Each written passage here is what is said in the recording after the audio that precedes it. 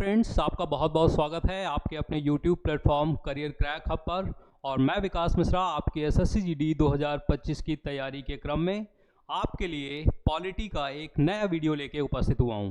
और जैसा कि देखिए कि ये लिखा ही हुआ है कि 12 अनुसूचियां, मतलब 12 अनुसूचियां या 12 शेड्यूल्स, ये हमको पढ़ना है। और ये अपनी पॉलिटी का पहला टॉपिक है।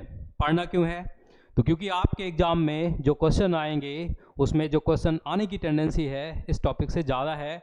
और आपके ही एग्जाम में नहीं, अगर जो इस बार जो यूपीएससी ने आईएएस वाला जो पेपर लिया है उसमें से भी अगर जो आप चेक करेंगे तो एक क्वेश्चन आईएएस वाले एग्जाम में भी पूछा गया था।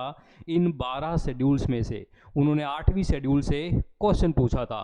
तो आज का जो हमारा टॉपिक है 12 शेड्यूल्स, इसके बारे में आइए चलिए डिस्कशन शुरू करते हैं।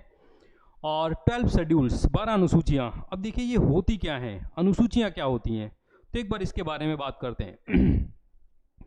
देखिए कि हमारा जो कॉन्स्टिट्यूशन है, हमारा जो संविधान है, संविधान की जो हमारी किताब है, उस संविधान की किताब में देखिए सारी चीज़ें जो हैं लिख ली गई। बाई चांस आपको पता है कि जैसे राष्ट्रपति, तो प्रेसिडेंट के बारे में भी लिखा गया भाई कॉन्स्टिट्यूशन की बुक में, ठीक है। उसके बाद गवर्नर, राज्यों में कौन होता है? राज्यपाल होता है, तो गवर्नर के बारे में भी यहीं पर लिखा गया संविधान की किताब में। सुप्रीम कोर्ट के जज हों, हाई कोर्ट के जज हों या दूसरे लोग हों, सबके बारे में कहाँ पर लिखा है? इस संविधान की किताब में लिखा है। एक बात है कि भाई अब इन लोगों को सैलरी कितनी मिलेगी, वेतन कितना मिलेगा, वेतन के बारे में या सैलरीज के बारे में भी हमको लिखना है। एक तो तरीका देखिए ये हो सकता था कि जो सैलरीज हैं भाई, जहाँ पर राष्ट्रपति के बारे में लिखा गया वहीं पर उनकी सैलरी के बारे में लिख लीजिए, जहाँ पर गवर्नर के बारे में लिखा गया वहाँ पर उनकी सैलरी के बारे में लिख लीजिए, और जहाँ पर ऐसे ही सुप्रीम कोर्ट के जज के बारे में जहाँ लिखा गया उनकी सैलरी, हाई कोर्ट के जज के बारे में जहाँ पर लिखा गया उनकी सैलरी, ऐसे ही सबकी सैलरी लिख दीजिए।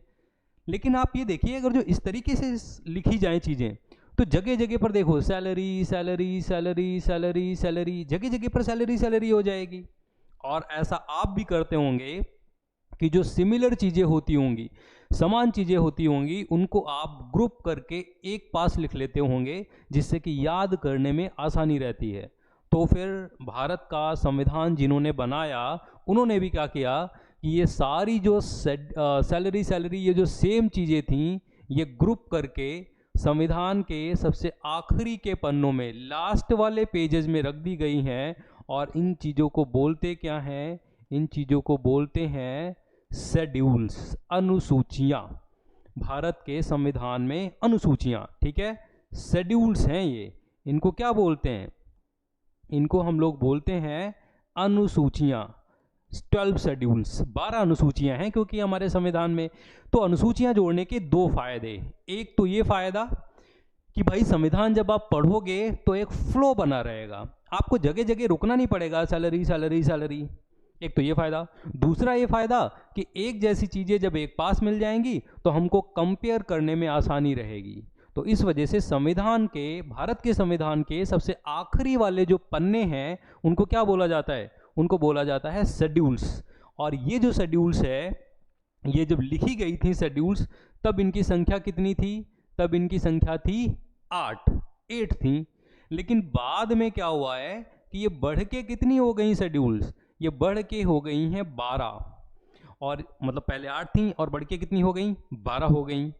और ये जो बढ़ाने घटाने का काम है ये कौन करता है? मतलब संविधान में अगर जो कोई चीज़ जोड़ी जाए या संविधान से कोई चीज़ घटाई जाए तो वो जोड़ना और घटाना कौन करता है?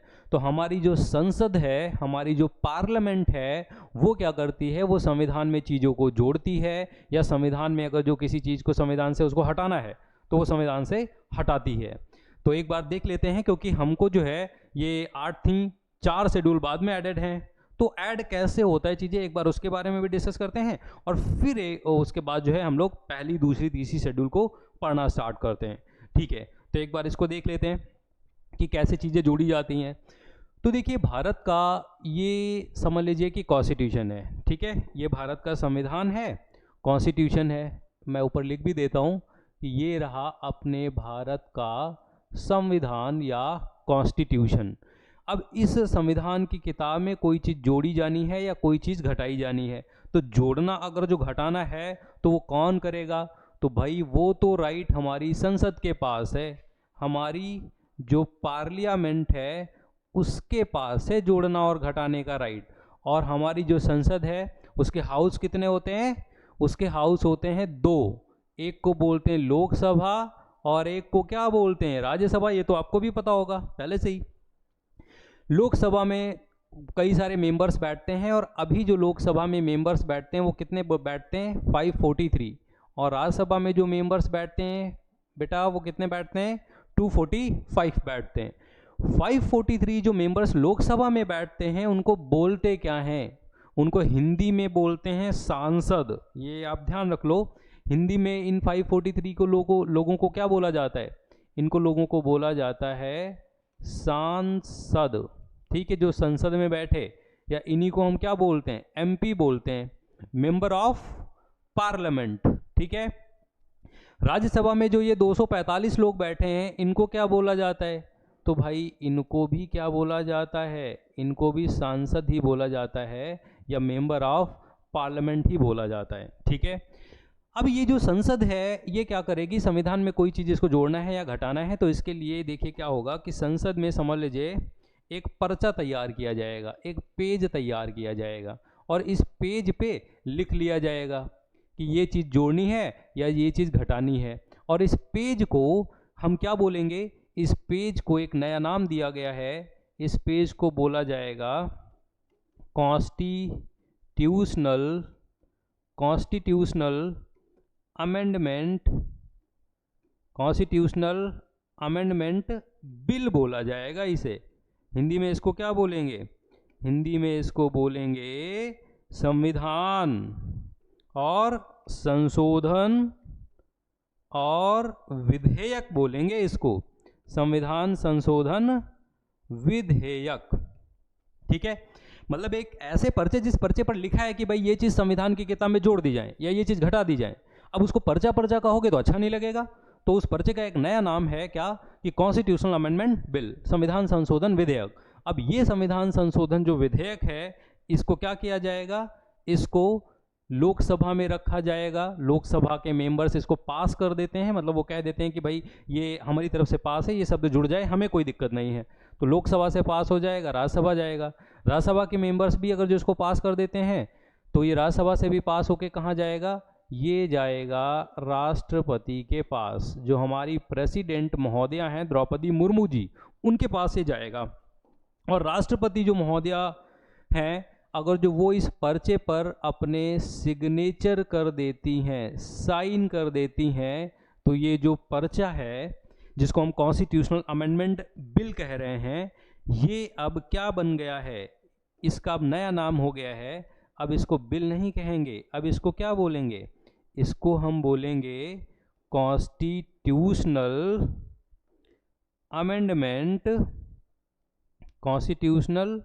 अमेंडमेंट एक्ट बोलेंगे।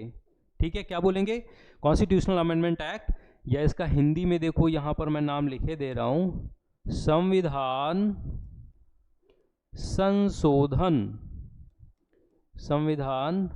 संशोधन। और अब ये विधेयक नहीं रह गया, अब ये क्या बन गया है बच्चों? अब ये बन गया है अधिनियम। ठीक है, इसका मतलब कॉन्स्टिट्यूशनल अमेंडमेंट बिल जिस पर्चे पर लिखा हुआ था कि भाई ये चीज़ संविधान में जोड़ दी जाए या ये चीज़ घटा दी जाए, और वो संसद के दोनों हाउसेस से पास होने के बाद राष्ट्रपति ने जब उस पर क्या किया? सिग्नेचर कर दिया, तो वो क्या बन गया? कॉन्स्टिट्यूशनल अमेंडमेंट एक्ट बन गया। मतलब इसी तरीके से संविधान में चीज़ें जोड़ी जाती हैं या घटाई जाती हैं। ऐसा भी हो सकता था कि ये कॉन्स्टिट्यूशनल अमेंडमेंट बिल, संविधान संशोधन विधेयक पहले राज्यसभा में रखा जाता, फिर लोकसभा में जाता, फिर राष्ट्रपति साइन करते और तब ये अमेंडमेंट एक्ट बनता। इसका मतलब इस संविधान की बुक में अगर जो कोई भी चीज, कोई लाइन, कोई पॉइंट, कोई वर्ड, कुछ भी जोड़ना घटाना है, उसके लिए पहले कॉन्स्टिट्यूशनल अमेंडमेंट बिल लाना पड़ेगा।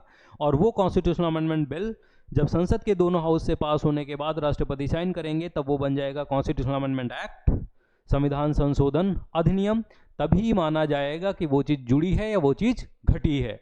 और अभी तक भारत के संविधान में कितनी बार चेंज हुआ है?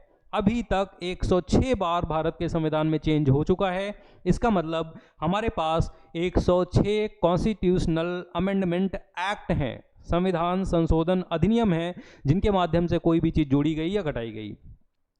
आप जहां भी संविधान में लिखेंगे कि ये चीज़ जोड़ी गई, ये चीज़ घटाई गई, आपको ये जरूर लिखना चाहिए कि किस नंबर के अमेंडमेंट के द्वारा ये चीज़ जोड़ी गई या ये चीज़ घटाई गई। अगर जो मैं अभी आपसे ये कह रहा हूँ कि ये जो शेड्यूल्स हैं 8 से बढ़ के कितनी हो गई हैं, 12 हो गई, 12 हो गई हैं, तो ये 9वीं 10वीं 11वीं 12वीं जो शेड्यूल बढ़ाई गई है, या किसी ना किसी नंबर के अमेंडमेंट के द्वारा इसको क्या किया गया होगा, बढ़ाया गया होगा या घटाया गया होगा।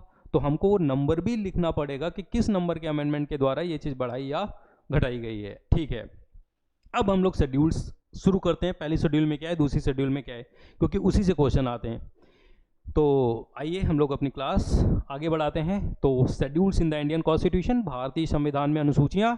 और अनुसूचियाँ अगर जो आपसे कोई पूछे कि पहले कितनी थी, कि जब भारत का संविधान बना था तब कितनी थी, तब कितनी थी, 8 थी। लागू कब हुआ था अपना संविधान, 26 जनवरी 1950। और जब लागू हुआ था इससे 2 महीने पहले बन के तैयार हो गया था ये। तो बन के तैयार संविधान कब हुआ था अगर जो कोई आपसे पूछे, तो 26 नवंबर 1949। और जस्ट 2 महीने के बाद 26 जनवरी 1950 में संविधान बन के तैयार हुआ। तब शेड्यूल्स की संख्या 8 थी, और आज ये जो शेड्यूल्स हैं बढ़ के कितनी हो गई हैं, 12 हो गई हैं। और इन 12 शेड्यूल्स में क्या क्या है वो हमको पढ़ना है। तो फर्स्ट शेड्यूल, प्रथम अनुसूची में देखिए क्या है, राज्य और केंद्र शासित प्रदेश के क्षेत्रीय अधिकार, प्रदेश के क्षेत्रीय अधिकार क्षेत्र हैं, states and union territories with their territorial jurisdiction. अब देखिए ये है क्या फर्स्ट शेड्यूल में। तो जो हमारी प्रथम अनुसूची है, फर्स्ट शेड्यूल है, इसमें देखिए क्या है। इसमें एक सेकेंड में आपको अलग से बताता हूँ। ये सारी चीज़ें देखिए मैंने पीडीएफ में ये चीज़ें लिख दी हैं कि फर्स्ट शेड्यूल में क्या है, सेकंड शेड्यूल में क्या है, और थर्ड शेड्यूल में क्या है, ये सारी चीज़ें है ना। अब मैं आपको शॉर्ट में बताता हूँ कि फर्स्ट शेड्यूल में देखिए, फर्स्ट शेड्यूल प्रथम अनुसूची, इसमें है क्या, हमारे यहाँ पर जितने भी क्षेत्र हैं, मतलब देखिए अगर जो आपसे कोई पूछे कि भाई इंडिया में जो रीजन है वो कितने रीजन हैं, तो पूरे इंडिया में 2 टाइप के रीजन हैं। या तो आप कहेंगे कि भाई हमारे यहाँ पर क्या है, स्टेट्स हैं, और या तो आप क्या कहेंगे कि हमारे यहाँ पर क्या है, यूटीज़ हैं। यूटीज़ का मतलब यूनियन टेरिटरीज, केंद्र शासित प्रदेश। ठीक है, यूटीज़ को हिंदी में क्या बोलेंगे, यूटीज़ को बोलेंगे केंद्र शासित प्रदेश। ठीक, केंद्र शासित प्रदेश। और स्टेट्स का मतलब राज्य हो गया। तो 2 ही टाइप के तो हमारे यहाँ पर क्षेत्र हैं। तो ये जो क्षेत्र हैं इनके ऑफिशियल नेम और इनकी बाउंड्रीज, सीमाएं, वो कहाँ पर दी हैं, वो फर्स्ट शेड्यूल में दी गई हैं, प्रथम अनुसूची में दी गई हैं। अब इसका मतलब क्या है, स्टेट और यूटी किसे कहते हैं। तो देखो जो राज्य हैं, पहली बात तो अगर जो आपसे कोई पूछे कि टोटल इंडिया में स्टेट्स और यूटी कितने हैं, तो टोटल इंडिया में 38 यूनिट हैं, उसमें से 28 क्या हैं, राज्य हैं अभी, और यूटी कितने हैं, वो 8 यूटी हैं, 8 यूनियन टेरिटरी हैं। और 8 यूनियन टेरिटरी कौन कौन से हैं, तो Jammu Kashmir, Ladakh, Chandigarh, Delhi, Dadra Nagar Haveli and Daman and Diu, ये एक ही यूटी है, Dadra Nagar Haveli and Daman and Diu. Andaman Nicobar, Lakshadweep, Puducherry, ये जो मैंने अभी नाम लिए हैं ये टोटल 8 यूटीज़ हैं। यूटी के किसे कहते हैं, तो ऐसे क्षेत्र जहाँ पर केंद्र का कंट्रोल ज़्यादा होता है उनको हम क्या कहते हैं, उनको हम यूटी कहते हैं। और जहाँ पर केंद्र का कंट्रोल थोड़ा सा कम हो और अपनी खुद की उनकी पावर हो, उनको राज्य बोलते हैं। तो राज्यों का मतलब कि भाई इनके पास अपनी खुद की ताकत होगी, खुद की पावर होगी, केंद्र का कंट्रोल कम होगा, और यूटी पर केंद्र का कंट्रोल ज़्यादा होगा। जम्मू कश्मीर पहले राज्य था, अब राज्य था तो केंद्र का कंट्रोल कम था। अब वहाँ पर जो है वहाँ की पुलिस हमारे पीएम की सुनती ही नहीं थी। हमारी केंद्र सरकार ने सोचा कि भाई ज़्यादा दिन तक अगर जो इसको स्टेट रहने दिया तो ये तो हमारे हाथ से निकल जाएगा, तो जम्मू कश्मीर को स्टेट से क्या बनाया गया, यूटी बनाया गया, और अब वहाँ पर फुल कंट्रोल किसका है, केंद्र का है। तो ज़्यादा ज़रूरी जो क्षेत्र होते हैं या जहाँ पर केंद्र को लगता है कि हमारा कंट्रोल ज़रूरी है, उनको यूटी बनाया जाता है और बाकियों को स्टेट बना दिया जाता है। तो 28 राज्य हैं और 8 यूटी हैं। अब 28 राज्य और 8 यूटी के ऑफिशियल नेम, ऑफिशियल नेम का मतलब क्या हो गया, ऑफिशियल नेम का मतलब ये हो गया कि भाई दिल्ली तो है घर का नाम, NCT Delhi, national capital territory Delhi, राष्ट्रीय राजधानी क्षेत्र दिल्ली, ये ऑफिशियल नेम है। पौंडीचेरी घर का नाम, पुदुचेरी ऑफिशियल नेम। तो सबके ऑफिशियल नेम दिए गए हैं पहली शेड्यूल में और सबकी बाउंड्रीज दी गई हैं, समझ लीजिए सीमाएं दी गई हैं फर्स्ट शेड्यूल में। ठीक है, अब सीमाएं क्यों दी गई हैं इसको इजी एग्जांपल से ऐसे समझ सकते हैं कि भाई अगर जो एक साइड बिहार है, एक साइड अगर जो यूपी है, तो कल को बिहार ये कहने लगे कि नहीं नहीं ये वाला जो गांव है ये तो हमारा है, तो भाई रोजाना का लड़ाई झगड़ा ना हो, इस वजह से सबका जो है क्षेत्र जो है, रीजन जो है या बाउंड्रीज कह लीजिए कि वो कहाँ पर मेंशन है, फर्स्ट शेड्यूल में मेंशन है। ठीक है, पता चल गया कि फर्स्ट शेड्यूल में क्या है।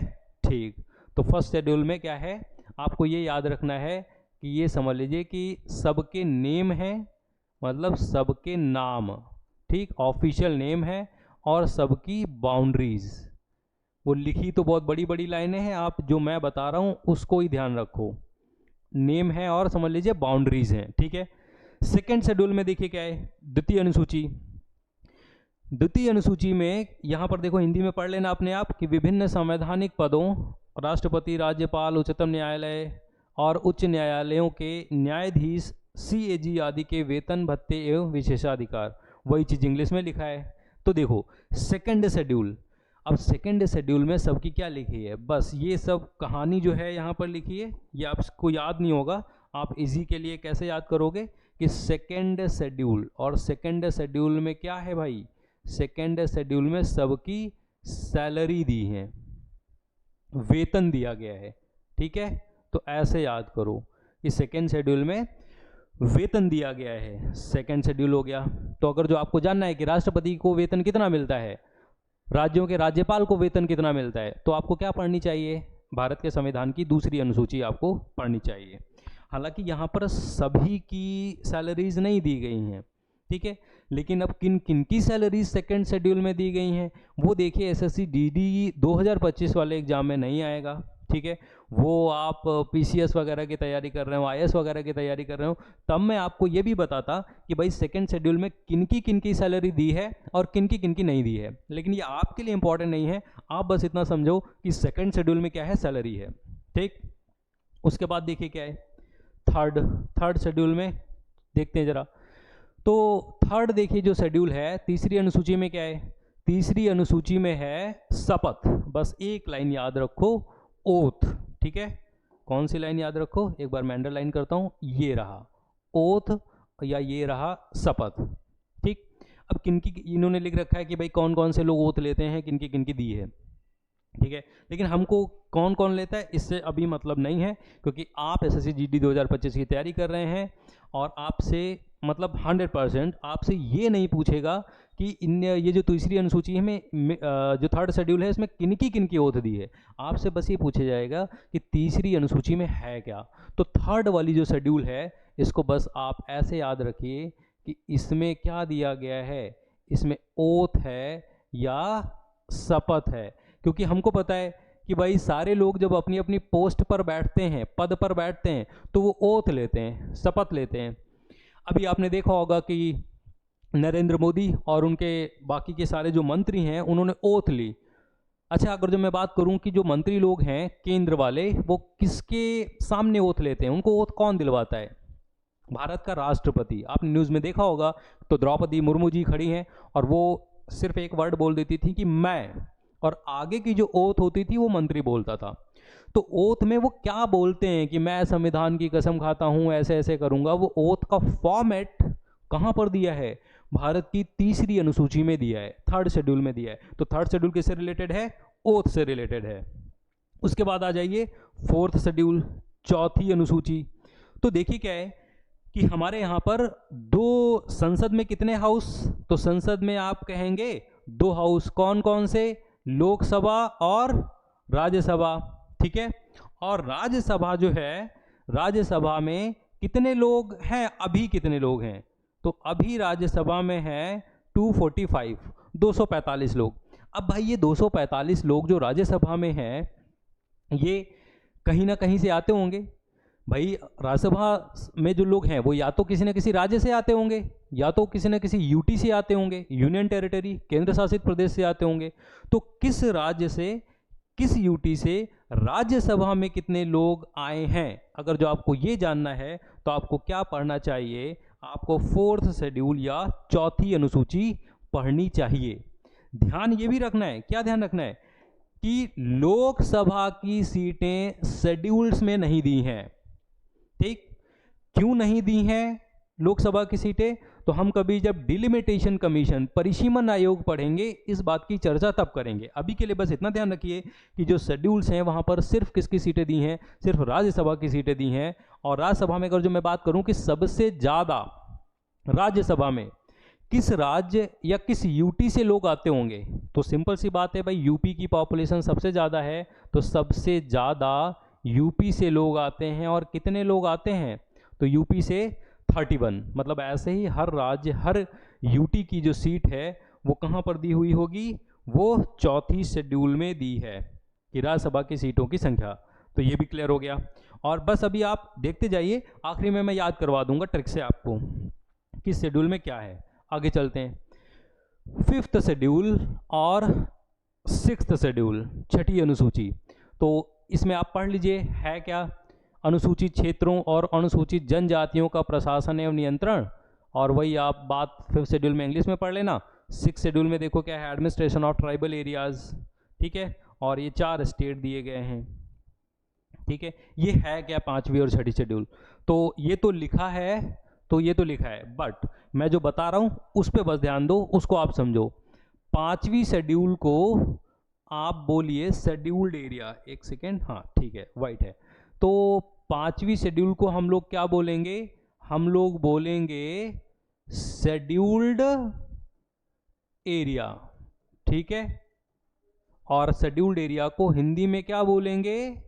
हिंदी में बोलेंगे अनुसूचित, अनुसूचित क्षेत्र बोलेंगे। और जो 6th शेड्यूल है इसको हम लोग देखो क्या बोलेंगे? इसको हम लोग बोलेंगे ट्राइबल एरिया बोलेंगे, ठीक। अभी आप समझ जाएंगे, जनजातीय क्षेत्र, जनजातीय क्षेत्र, ठीक है। जो मैं लिख रहा हूं उसको आप समझे तो ठीक है। अब देखिए है क्या?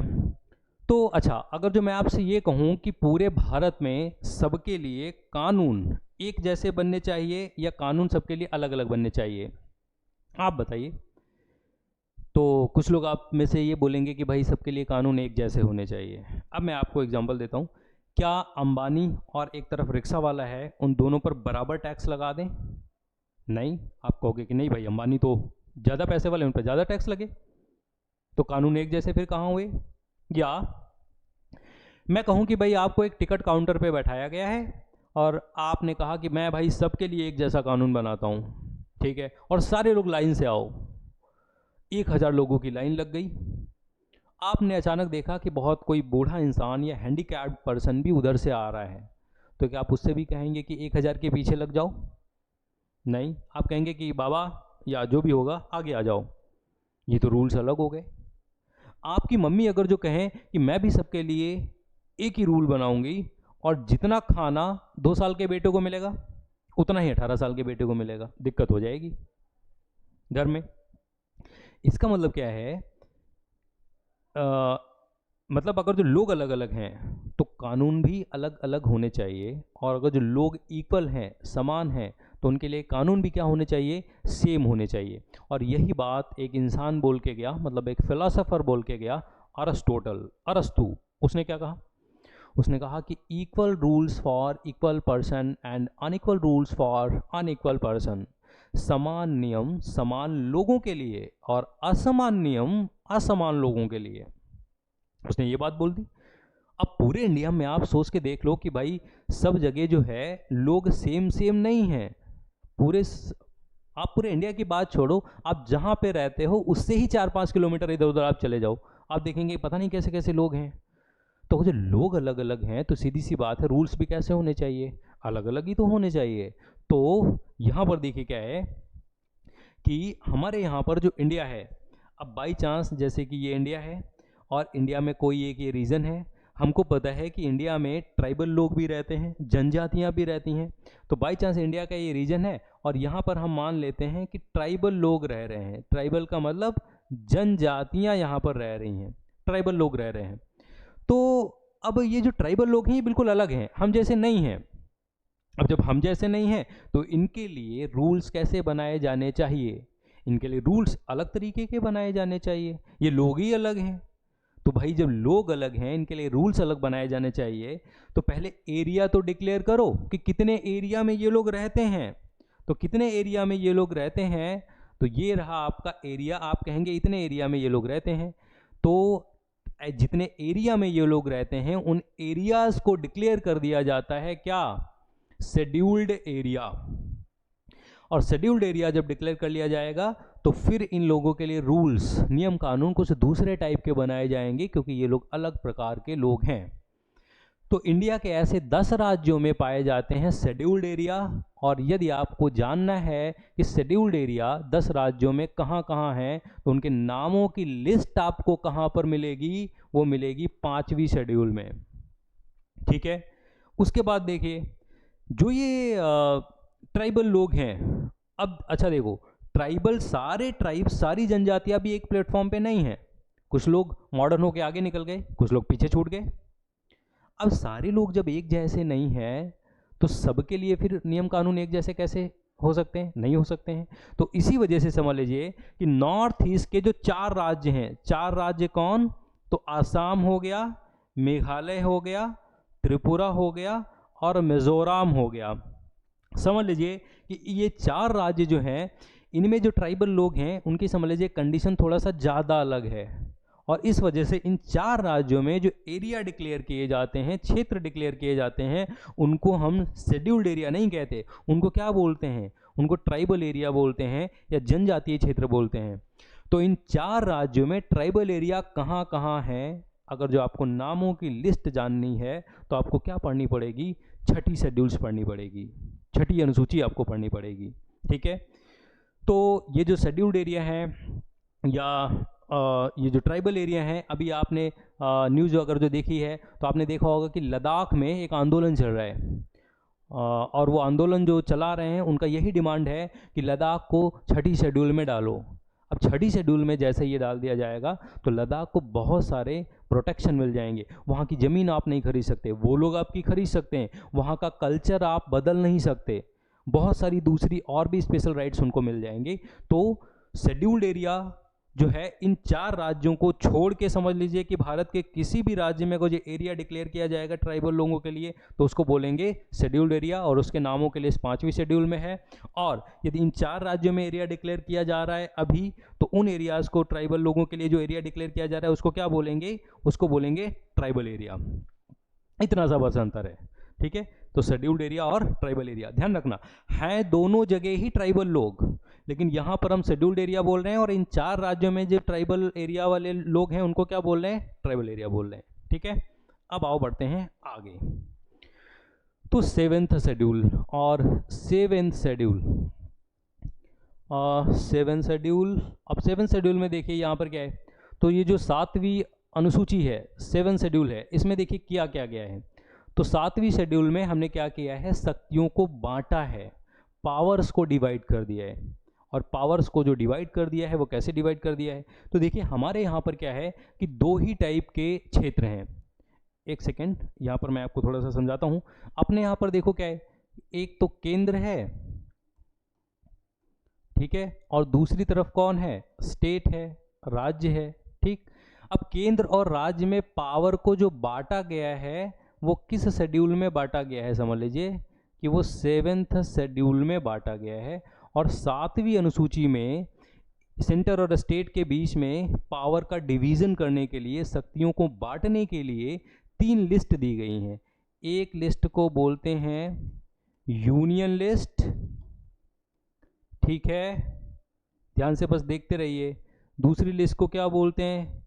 दूसरी लिस्ट को बोलते हैं, 1 सेकेंड, दूसरी लिस्ट को बोलते हैं स्टेट लिस्ट। दूसरी लिस्ट को क्या बोलते हैं? दूसरी लिस्ट को बोलते हैं स्टेट लिस्ट, राज्य सूची। और तीसरी लिस्ट को क्या बोलते हैं? तीसरी लिस्ट को बोलते हैं कनकरेंट लिस्ट, कनकरेंट लिस्ट या समवर्ती सूची। ये तीनों नाम हिंदी में शेड्यूल में लिखे हैं, इस वजह से मैंने यहाँ पर नहीं लिखे। यूनियन लिस्ट का देखिए मतलब क्या है। यूनियन लिस्ट का जो मतलब है, अगर जो इस लिस्ट में कोई भी विषय है उस पे कानून कौन बनाएगा, उस पे जो कानून बनाएगा वो कौन बनाएगा? तो उस पे कानून बनाएगा सेंटर। कोई भी सब्जेक्ट अगर जो स्टेट लिस्ट में है, सीधी सी बात है, तो उस पे कानून कौन बनाएगा? सीधी सी बात है, उस पे कानून स्टेट बनाएगा, केंद्र अपनी टांग नहीं अड़ाएगा। और यदि कोई भी चीज़ कनकरेंट लिस्ट में है, समवर्ती सूची में है, तो उस पर दोनों लोग मिल के कानून बनाएंगे। मतलब सेंटर भी कानून बना लेगा और कौन बनाएगा? और उस पर स्टेट भी कानून बनाएगा, ठीक है। और यहाँ पर देखिए क्या है कि ये जो यूनियन लिस्ट है, एक बार देखो जरा इस साइड समझो। यूनियन लिस्ट जब लिखी गई थी तब यूनियन लिस्ट में 97 सब्जेक्ट थे, 97 विषय यहाँ पर दिए गए थे। और अभी बढ़ के कितने हो गए हैं? बढ़ के हो गए हैं 100। और ये जो है 100 सब्जेक्ट में कैसे कैसे सब्जेक्ट हैं?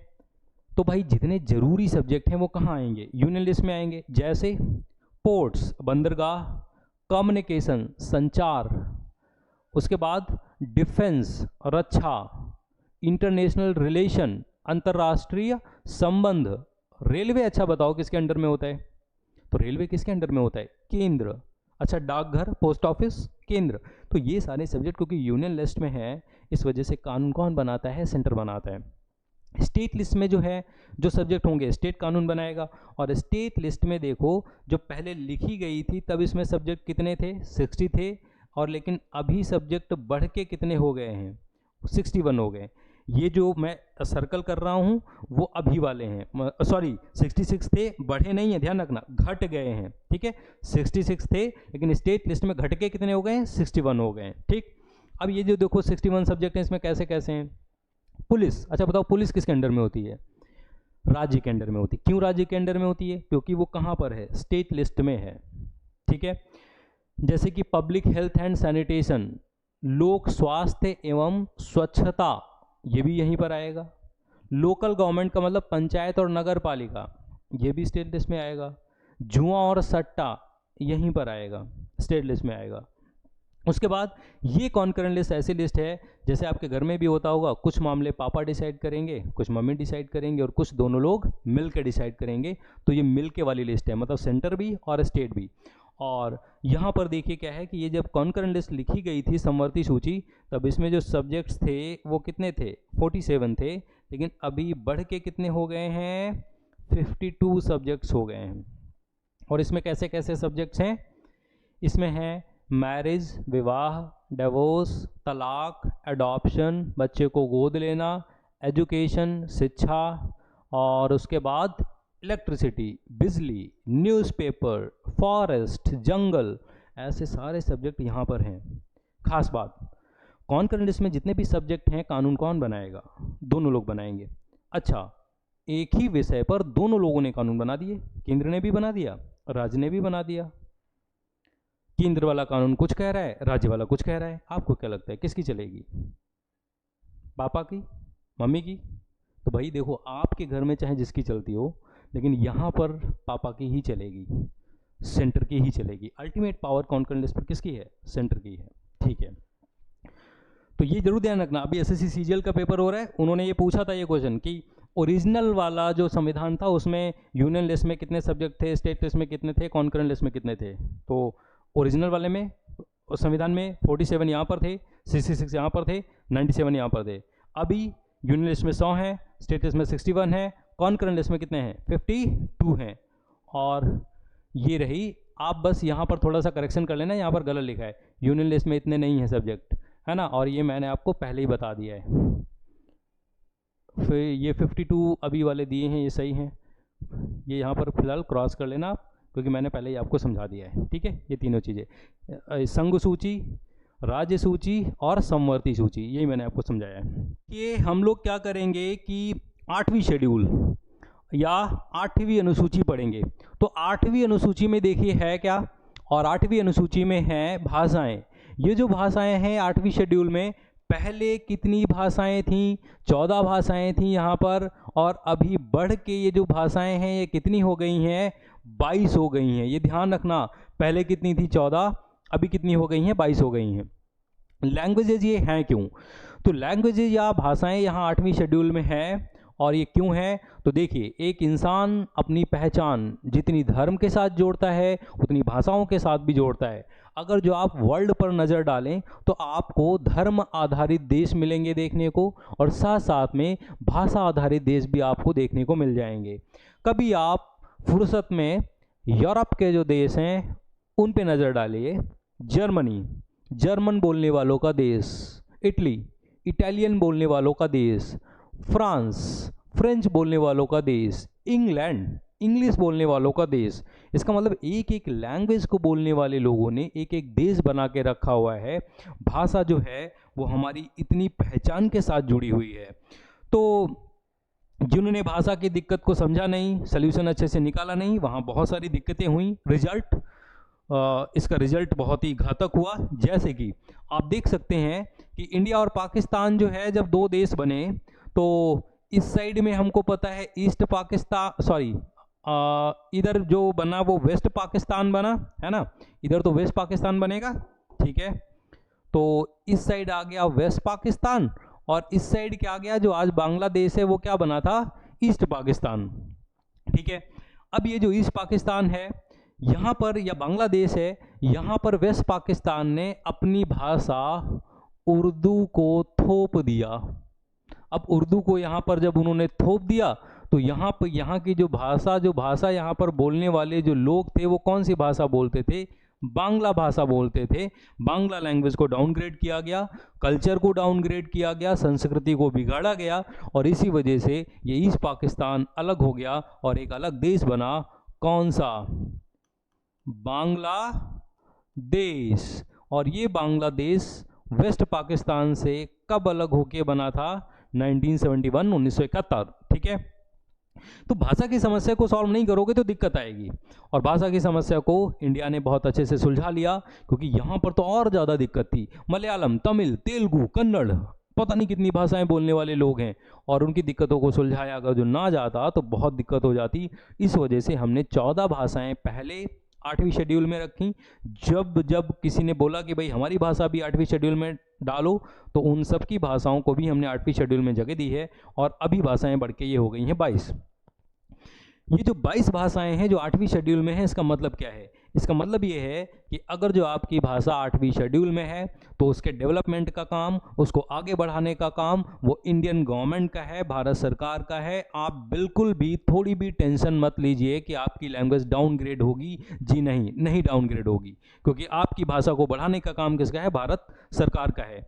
साथ साथ में देखिए क्या है, यहाँ पर जो 14 से बढ़ के जो भाषाएं 22 हुई हैं, तो वो भी मैं एक बार बता दूं। 14 से बढ़ के जो 22 भाषाएं हुई हैं, एक बार देखिए ज़रा।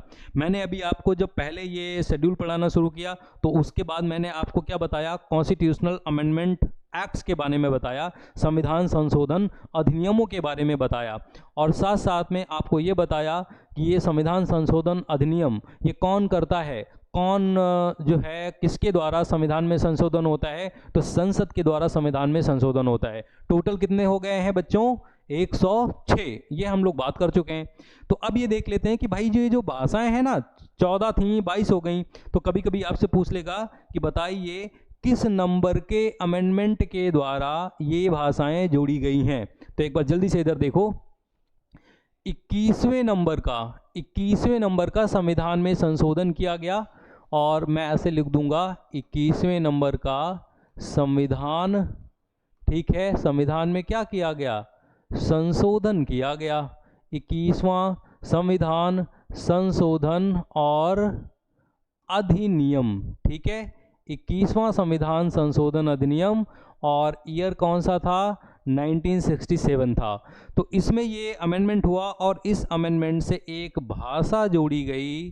वो भाषा कौन सी है बच्चों, वो भाषा है सिंधी, है ना। सिंधी लैंग्वेज को ऐड कर दिया गया। तो ये ध्यान रखना, ये क्वेश्चन आते हैं। तो सिंधी लैंग्वेज को ऐड किया गया। उसके बाद देखो क्या किया गया, उसके बाद जब और लोगों ने कहा कि भाई सिंधी को तो ऐड कर दिया, हमारा क्या, हमारी भी भाषा डालो, तो उनकी भी भाषा को भारत की संसद ने 71वें नंबर का, अब मैं पूरा नहीं लिख रहा हूं, संविधान संशोधन अधिनियम 71वें नंबर का अमेंडमेंट किया गया, संविधान में संशोधन किया गया। और ये कब लाया गया था, तो 1992 में लाया गया था। और इसके द्वारा 3 भाषाएं जोड़ी गई। कौन कौन सी, तो कोंकणी भाषा, ठीक है, कोंकणी भाषा जोड़ी गई। और कौन सी जोड़ी गई, और मणिपुरी भाषा जो है ये जोड़ी गई, और नेपाली लैंग्वेज जोड़ी गई। और इस बार वाले नेपाली, इस बार वाले आईएएस में जो है उसका पेपर उठाना, और आपको यही वाला क्वेश्चन मिलेगा कि 71 नंबर के अमेंडमेंट के द्वारा कौन कौन सी लैंग्वेज जोड़ी गई थी भारत की 8वीं अनुसूची में। उसके बाद जब भाई और लोगों ने कहा कि भाई इनकी भाषा तो डाल दी, हमारी भाषा के साथ कौन सी दुश्मनी है, तो उनकी भी भाषाएं थोड़ी सी ऐड की गई। और 92 नंबर का, 92वें नंबर का संविधान में संशोधन किया गया। और ये संशोधन जो है वो 2003 और 2004 दोनों डेट लिख लेते हैं। तो 2003 से 4 में किया गया 92वां संविधान संशोधन, और इसके द्वारा 4 लैंग्वेजेस जोड़ी गई, बोडो, ठीक है, और कौन कौन सी, डोगरी, ठीक है, और कौन सी, तो मैथिली, ठीक, और कौन सी है, तो उसके बाद है प्यारे बच्चों संथाली। ये 2 डेट मैंने क्यों लिखी हैं, तो देखो अमेंडमेंट जैसे कि हुआ 2003 में, लागू 2004 में हुआ, इस वजह से ये मैंने 2 डेट यहां पर लिख दी। तो ठीक है, बोडो, डोगरी, मैथिली और संथाली। तो ये 4, 3, 7 और 1, 8, और 14 में अगर जो आप 8 भाषाएं जोड़ दो तो कितनी पहुंच जाती हैं, 22 भाषाएं पहुंच जाती हैं। यही 22 भाषाएं अपनी 8वीं शेड्यूल में हैं। एक बात अच्छा और याद रख लो, वो कौन सी बात है, ये याद रख लो, अगर जो आपसे कोई पूछे कि जो अंग्रेजी है, अंग्रेजी, ये अंग्रेजी जो भाषा है, क्या ये भारत के संविधान की 8वीं शेड्यूल में है, जी नहीं, नहीं है। और चाहो तो ये जो 2003 लिखा है, चाहो तो 2004 ही यहाँ पर लिख लेना, है ना। उसके बाद देखो आगे को मूव करते हैं। तो आगे को 9th शेड्यूल, 9वीं अनुसूची। तो 9वीं अनुसूची देखो यहीं पर लिख दिया गया है कि कौन से अमेंडमेंट के द्वारा, फर्स्ट अमेंडमेंट एक्ट 1951, 1951 के द्वारा ये वाली 9th शेड्यूल जोड़ी गई, 9वीं अनुसूची जोड़ी गई। पहला संशोधन अधिनियम 1951, और कुछ अधिनियमों और विनियमों का सत्यापन। ये है क्या 9th शेड्यूल, एक बार समझाता हूं मैं आपको 9th शेड्यूल क्या है। तो 9th जो शेड्यूल है, पहली बात तो 9th शेड्यूल, ठीक है, और 9th शेड्यूल, 9वीं अनुसूची जो है ये कब जोड़ी गई, तो पहले अमेंडमेंट के द्वारा जोड़ी गई। आपको पता है क्यों जोड़ी गई, तो एक बार देखो जरा। देखिए हमारे यहाँ पर क्या है कि हमारे यहाँ पर फंडामेंटल राइट्स या मौलिक अधिकार दिए गए हैं, ठीक है, भारत के संविधान की किताब में ये मौलिक अधिकार जो हैं। और यहाँ पर एक अधिकार दिया हुआ था, कौन सा, यहाँ पर एक अधिकार दिया हुआ था संपत्ति का अधिकार, राइट टू प्रॉपर्टी यहाँ पर दिया हुआ था। और यदि आपके मौलिक अधिकारों का उल्लंघन होता है, उनका वायलेशन होता है, यदि आपके मौलिक अधिकार आपसे कोई छीनता है, तो आप सीधे सीधे कहाँ जा सकते हैं, सुप्रीम कोर्ट जा सकते हैं। सुप्रीम कोर्ट आपके मौलिक अधिकारों का गारंटर है या प्रोटेक्टर है, ठीक। अगर जो आपके मौलिक अधिकार का उल्लंघन हो तो आप सीधे सीधे कहाँ जा सकते हैं, सुप्रीम कोर्ट जा सकते हैं। और सुप्रीम कोर्ट आपके मौलिक अधिकारों का गारंटर है या प्रोटेक्टर है, तो आपके मौलिक अधिकारों को लागू करवाने के लिए सर्वोच्च न्यायालय तुरंत ऑर्डर जारी कर देगा, ठीक है। यहाँ पर एक और बात ध्यान दे लो लगे हाथ, कौन सी, कि ये जो फंडामेंटल राइट्स थे, मौलिक अधिकार थे, शुरू में देखो ये कितने थे, शुरू में ये फंडामेंटल राइट्स, इस साइड लिखता हूँ, फंडामेंटल राइट्स कितने थे, ये फंडामेंटल राइट्स 7 थे, लेकिन आज कितने हैं, तो 6 हैं। क्यों ऐसा है, क्योंकि संपत्ति का अधिकार, राइट टू प्रॉपर्टी डिलीट हो गया है, अब नहीं है, ठीक है। क्यों हुआ, कैसे हुआ, जब फंडामेंटल राइट्स पढ़ेंगे तब देखेंगे। अब देखो हुआ क्या, हमारे यहाँ पर इंडिया में क्योंकि हमको पता है कि राजे रजवाड़े बहुत थे और जो ज़मीनें होती थी, लैंड होती थी, वो राजे रजवाड़ों के पास बहुत ज़्यादा ज़मीनें थीं, जमींदारों के पास ज़मीनें थीं, लेकिन बहुत सारे ऐसे गरीब भाई बहन हमारे थे जिनके पास ज़मीन का एक टुकड़ा नहीं था। और हमारे पहले प्रधानमंत्री जवाहरलाल नेहरू वो ये सोचते थे कि क्यों ना भाई ऐसा किया जाए कि अमीरों से, राजे रजवाड़ों से थोड़ी थोड़ी ज़मीन लेकर और गरीबों में बांट देते हैं। और इसी वजह से वो कानून बनाना चाहते थे, लैंड रिफॉर्म एक्ट, भूमि सुधार कानून, कि थोड़ी सी ज़मीन लेकर अमीरों से गरीबों में बांट देते हैं। लेकिन उनको पता था कि जैसे ही अमीरों से ज़मीन ली जाएगी, ठीक है, ज़मीन छीनी जाएगी, वो क्या कहेंगे, संपत्ति के अधिकार का उल्लंघन हो गया। और संपत्ति का अधिकार तो हमारा मौलिक अधिकार है, फंडामेंटल राइट है, तुरंत जाएंगे सुप्रीम कोर्ट, दिक्कत होगी। और इस वजह से ये जो लैंड रिफॉर्म के एक्ट्स हैं, जो भूमि सुधार के कानून हैं, ज़मीन लेकर अमीरों से गरीबों में बांटने के लिए उन्होंने जो है एक शेड्यूल जोड़ी। कौन सी?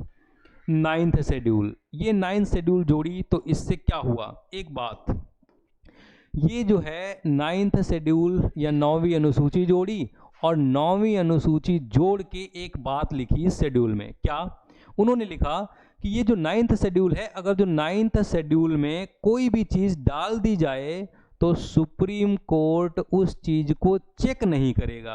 वो चीज़ चाहे किसी से टकराए जाके, चाहे फंडामेंटल राइट से टकराए जाके, चाहे संविधान से टकराए जाके, अगर जो 9वीं अनुसूची में चीज़ डाल दी गई है संसद के द्वारा तो उस पर सुप्रीम कोर्ट रिव्यू नहीं करेगा, उसको चेक नहीं करेगा। और जितने भी लैंड रिफॉर्म एक्ट बनाए गए, land reform act, land reform act का मतलब भूमि सुधार कानून जो बनाए गए भारत में, अमीरों से जमीन लेकर गरीबों में बांटने वाले जो कानून बनाए गए, अब क्योंकि अगर जो ये कानून बनाए जाते तो इनसे संपत्ति का अधिकार का उल्लंघन होता। अब वो तुरंत राजे रजवाड़े भागते सुप्रीम कोर्ट के पास, सुप्रीम कोर्ट ऑर्डर जारी करता कि भाई लैंड रिफॉर्म एक्ट को जीरो डिक्लेयर करो। क्यों?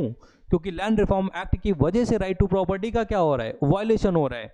और ये सब जानते थे नेहरू, और इस वजह से हमारी संसद ने देखिए क्या किया, ये लैंड रिफॉर्म वाले सारे एक्ट कहाँ भर दिए, 9th शेड्यूल में भर दिए। और यहाँ पर तो ये लिखा ही था कि अगर जो कोई चीज़ 9th शेड्यूल में पड़ी है तो उसको सुप्रीम कोर्ट चेक नहीं करेगा। ठीक है, इसका मतलब लैंड रिफॉर्म के सारे एक्ट प्रोटेक्ट हो गए सुप्रीम कोर्ट ने, क्योंकि चेक ही नहीं किया उन सबको।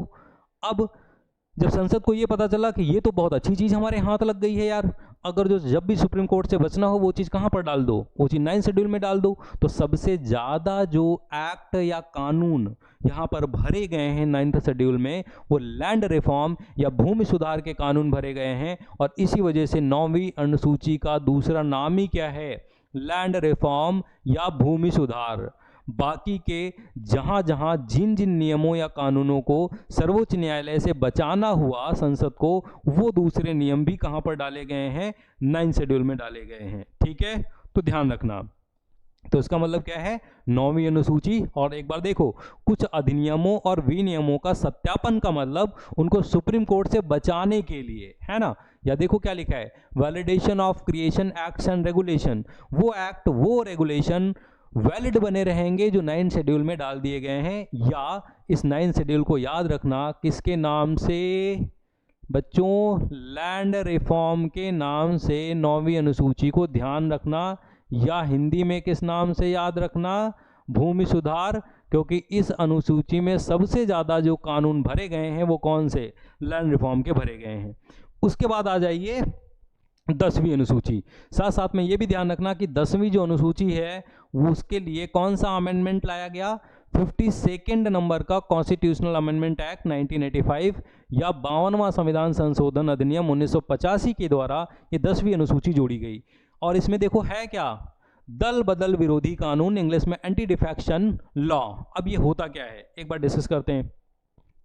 देखिए, अच्छा अब आपको आंसर करना है कि भाई हमारे यहाँ का कानून कौन बनाता है। तो हमारे यहाँ का कानून कौन बनाता है, बताओ जरा, संसद, है ना।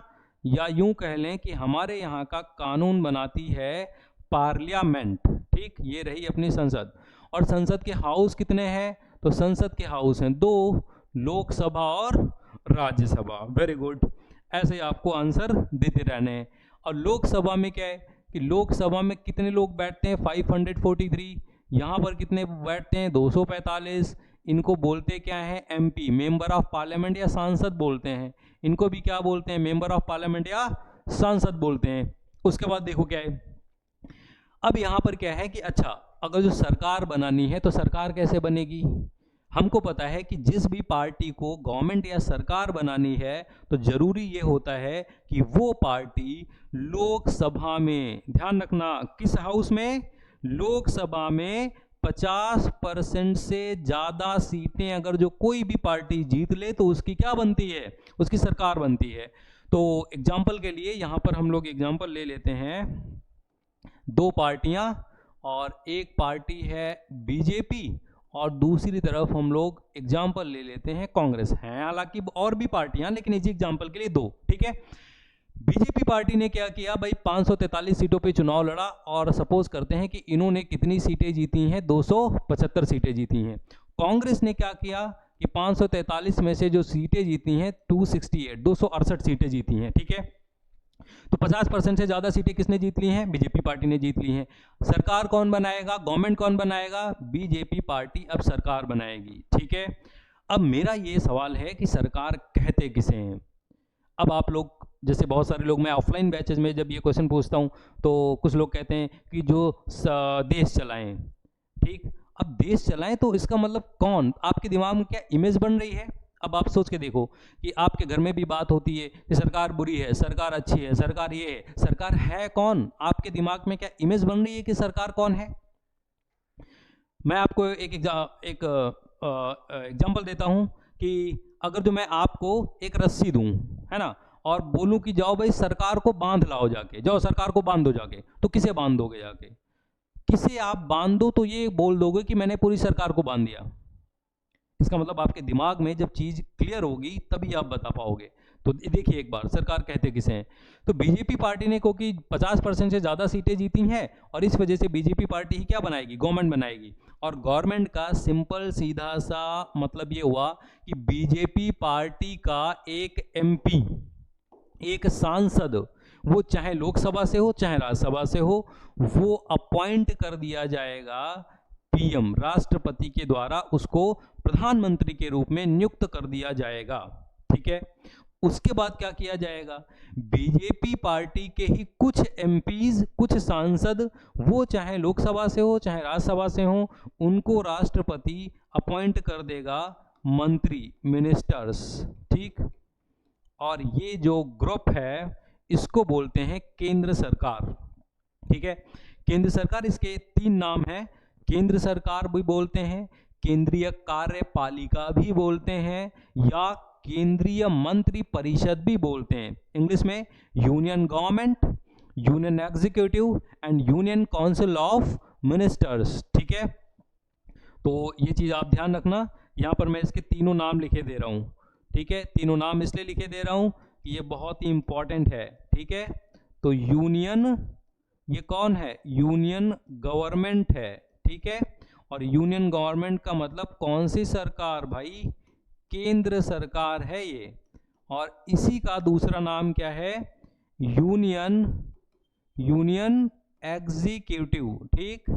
तो यूनियन एग्जीक्यूटिव, केंद्रीय कार्यपालिका, यहां पर मैं लिखे दे रहा हूं, केंद्रीय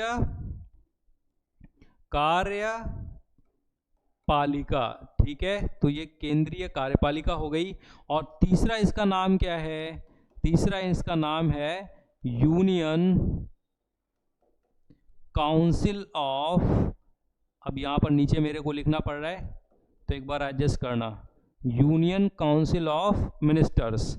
और हिंदी में देखो इसको क्या बोलते हैं, यूनियन काउंसिल ऑफ मिनिस्टर्स को मैं इस साइड लिखूंगा क्योंकि उधर आएगा नहीं, तो इसको लिखेंगे केंद्रीय मंत्री परिषद, ठीक है। बस ये ध्यान रखना है कि ये तीनों नाम, union council of minister, union government, union executive और यूनियन काउंसिल ऑफ मिनिस्टर, से तीनों नाम इसी ग्रुप के हैं। इस ग्रुप का मेन काम क्या होता है, डे बाय डे का शासन चलाना। राजनाथ सिंह अगर जो डिफेंस मिनिस्टर हैं, रक्षा मंत्री हैं, तो कितने हमको फ्रांस से राफेल जेट मंगाने हैं, कितनी ब्रह्मोस मिसाइलें हमको बेचनी हैं, वो डे बाय डे उनकी जिम्मेदारी है। अगर जो नितिन गडकरी रोड मिनिस्टर हैं तो आज कितनी रोड बनी है, कल कितनी बनी है, परसों कितनी बनेगी, वो किसकी जिम्मेदारी है? नितिन गडकरी की जिम्मेदारी है। ठीक है, उसके बाद इसका मतलब डे बाय डे का एडमिनिस्ट्रेशन चलाना इस ग्रुप का काम है, यूनियन गवर्नमेंट का काम है, और ये संसद है, इसका मेन काम है डे बाय डे के लॉ बनाना। पहले क्या होता था, कांग्रेस कहती थी कि कांग्रेस सोचती थी यार अगर जो हमारे पास 8-10 लोग आ जाएं तो हम ही सरकार बना लेंगे। और कांग्रेस क्या करती थी कि बीजेपी पार्टी के मेंबर से कहेगी कि अच्छा, क्योंकि बीजेपी पार्टी में कुछ लोग ऐसे जरूर होंगे कि जिनको मंत्री पद चाहिए होगा, जो सोच रहे होंगे कि भाई हमको तो मंत्री बनना है लेकिन बन नहीं पाए होंगे बीजेपी पार्टी में रहते हुए। तो फिर क्या होगा कि ये कहेंगे कांग्रेस वाले कि आप मेरी तरफ आ जाओ, जो मंत्री पद चाहिए वो मंत्री पद मिलेगा, ठीक है, 5-5 करोड़ रुपए मिलेंगे और दिल्ली में एक फ्लैट मिलेगा। बाई चांस ये ऑफर दिया, 10 लोग इधर से इधर आ गए। अब 10 लोग इधर से इधर आ गए तो कांग्रेस के पास 50% से ज़्यादा सीटें हो जाएंगी। तो और 50% से ज़्यादा कांग्रेस के पास अगर सीटें हो गई तो कांग्रेस राष्ट्रपति से कहेगी कि भाई हमारा पीएम बनाइए, हमारे मंत्री बनाइए। और यदि ऐसा हो गया तो कांग्रेस की गवर्नमेंट बन जाएगी, बीजेपी की गवर्नमेंट गिर जाएगी। ठीक है, ये ऐसे पहले बहुत होता था। और एनसीईआरटी में तो एग्जाम्पल ही दिया है आया राम गया राम का, क्योंकि हरियाणा के मंत्री साहब थे, उन्होंने महज कुछ ही दिनों में कम से कम 3 बार पार्टियां चेंज कर ली। कांग्रेस से छोड़ के किसी में गए, किसी से छोड़ के फिर दूसरे में गए, फिर कांग्रेस ज्वाइन कर लिया। तो कांग्रेस के जो स्पीकर थे उन्होंने ये कहा कि उनका नाम क्योंकि गयालाल था, उन्होंने कहा कि जहां से आप चुनाव जीत के आए हैं उस जनता को पता कैसे चलेगा कि अभी आप किस पार्टी में हो, आप तो इतनी पार्टी चेंज कर रहे हो। तो लोगों को बताने के लिए अभी ये फिर से इन्होंने कांग्रेस ज्वाइन कर लिया है। कांग्रेस के स्पीकर ने एक स्टेटमेंट दिया, ये पहले गया राम थे अब आया राम है, आया राम गया राम, ये स्लोगन जो है चल निकला। और अमूल दूध वाले जो हैं उन्होंने अपनी दूध की थैलियों पर यही वाला स्लोगन छाप दिया, आया राम गया राम। हालांकि उस टाइम सबकी ही कंडीशन आया राम गया राम की ही होती थी। सारे लोग जहां पर फायदा देखते थे पार्टी चेंज कर लेते थे। पता लगे कोई भी पीएम, पता लगे रात में सोने जाता था पीएम है, सुबह उठा पीएम ही नहीं है। क्यों भाई, लोग छोड़ के निकल गए, है ना। तो ये जो सारी चीजें हैं, राजीव गांधी जो है बहुत ज्यादा सीटें जीती लोकसभा में और पीएम बने। अब उनको भी डर लगता था, जब भी भाई कोई अपना पार्टी का मेंबर दूसरे पार्टी के मेंबर से बात करता था उनको लगता था कि यार क्या है, क्या बात चल रही है, कहीं ऐसा कि नहीं कि ये छोड़ के जा रहा है। तो राजीव गांधी ने क्या किया, पार्टी चेंज करने की टेंडेंसी पर रोक लगाने के लिए 10वीं शेड्यूल जोड़ी है। और अभी देखिए है क्या, अभी रूल ये है कि अगर जो कोई पार्टी 1 है और ये बाई चांस कोई भी पार्टी 2 है, ठीक है, तो अगर जो पार्टी 1 जो है, पार्टी 1 के जितने भी टोटल मेंबर हैं वो पार्टी 1 को छोड़ना चाहते हैं, ठीक है, छोड़ दें कोई बात नहीं, लेकिन टोटल जितने भी पार्टी 1 में मेंबर हैं उसके 2/3 या 2/3 से ज़्यादा मेंबर पार्टी 1 के छोड़ के पार्टी 2 में जाएं, कोई दिक्कत नहीं है, जा सकते हैं, ठीक है। लेकिन अगर जो पार्टी 1 को टोटल जितने भी मेंबर हैं उससे 2/3 से कम लोगों ने पार्टी 1 को छोड़ा और पार्टी 2 में गए तो सारे के सारे मेंबर्स डिस्क्वालीफाइड किए जा सकते हैं, वो संसद के सदस्य ही नहीं रहेंगे। अब आप सोच के देखो, 10 लोगों को बुलाना आसान था, टोटल बीजेपी पार्टी के 2/3 या 2/3 से ज़्यादा मेंबर्स को बुलाना बहुत टफ बात है। इतनी चॉकलेट कांग्रेस नहीं बांट पाएगी, और 2/3 से कम आएंगे क्यों? तो इसका मतलब पार्टी चेंज करने की टेंडेंसी पर रोक लग गई है। इसी को बोलते हैं एंटी डिफेक्शन लॉ, दल बदल के विरोध में कानून लाया गया। ये सिर्फ मैंने आपको एक बात अभी बताई है। आप अगर जो आईएएस की तैयारी कर रहे होते, पीसीएस की तैयारी कर रहे होते, तब मैं एंटी डिफेक्शन में और भी पॉइंट बताता, लेकिन अभी आपके लिए इतना ही जरूरी है, ठीक।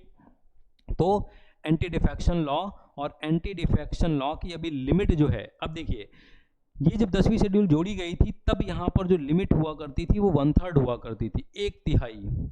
अब नेता लोग तो बेवकूफ़ बनाने में माहिर होते हैं, इस टाइम पर भी जोड़ तोड़ कर लेते थे, पार्टी चेंज कर लेते थे, तो फिर से ये लिमिट बढ़ाई गई है और अभी ये लिमिट कितनी है, ये 2/3 है एंटी डिफेक्शन लॉ, ठीक है। और उसके बाद देखिए, उसके बाद अपनी नेक्स्ट स्लाइड, यस, 11 शेड्यूल और 12वीं शेड्यूल। तो ये तो बहुत ईजी है। 11वीं शेड्यूल देखो, पंचायतों की शक्तियां हैं और अधिकार और उत्तरदायित्व, और 12वीं जो शेड्यूल है वो किसके लिए है? शहरों की नगर पालिकाओं के लिए है। गांव का जो शासन चलाती हैं पंचायतें चलाती हैं, शहरों का जो शासन चलाती हैं वो कौन चलाती हैं? म्यूनिसिपालिटीज, नगर पालिकाएं चलाती हैं। यहाँ पर दिया क्या है तो देखो एक बार, जैसे आपने 7th शेड्यूल पढ़ी है और 7th शेड्यूल में आपने पढ़ा है क्या?